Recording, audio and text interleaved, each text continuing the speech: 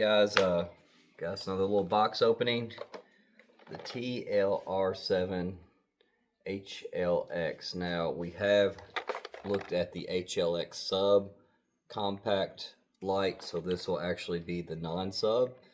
So we're just going to kind of compare it, you know, a few little differences, kind of what we can see visually, and then maybe, you know, compare them side by side outside. But let's open up this real quick. We got it Optics Planet, really cheap, discounted, box damage, but should be all right and good to go. Let's check it out on the table. We got our TLR-7 HL-X.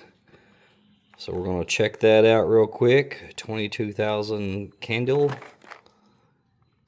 So we're going to kind of compare that with our TLR-7 HL-X Sub. Kind of see what the differences look like. So let's dive into this real quick.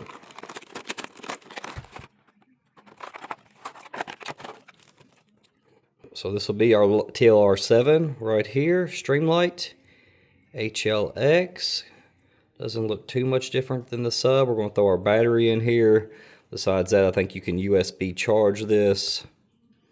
Couple extra little mounting things, little screw, some plates, so on and so forth. So nothing too crazy right out of the box. So let's check that out and see how it goes. Let's put that battery in real quick.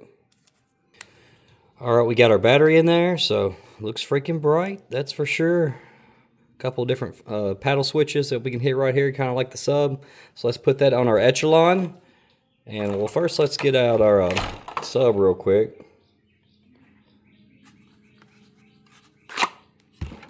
Now this is going to be our TLR-7 HL-X Sub. Let me turn this focus enhancer off. And then this will be actually our TLR-7 HL-X. So you're going to set it a tad bit bigger. We'll put it paddle to paddle. So it looks like your light beam is going to stick out a little bit further. So, you know, this one great for subcompact guns. If you've got a little bit longer barrel and everything. Slide. But, I mean, there's still not much of a difference besides that length. They kind of look the same. Yeah, they're going to be about the same around right there, the dimensions. But let's put that on our Echelon, and we'll check it out. All right, we have officially got the TLR-7 HL-X mounted to our 4.0C Echelon, and this is our CZ Shadow 2 carry, so that should kind of give you a comparison. This Sub is going to set pretty much flush with this gun, while your standard TLR-7 HL-X is going to stick out just a tad. Maybe for these the bigger size guns, they should be fine, but these are kind of more of the compacts or carries, so to speak. So, but I really like how the Sub sets flush. I kind of like it flush with the barrel and the slide and everything like that. I'm not a big fan of the hangover, so it's just going to kind of, you know, depend on what you like and what you don't like.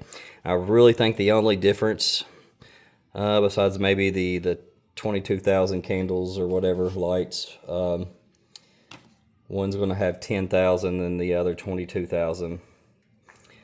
But the width of the beam, I think the beam is supposed to be longer with the standard HL-X compared to the Sub.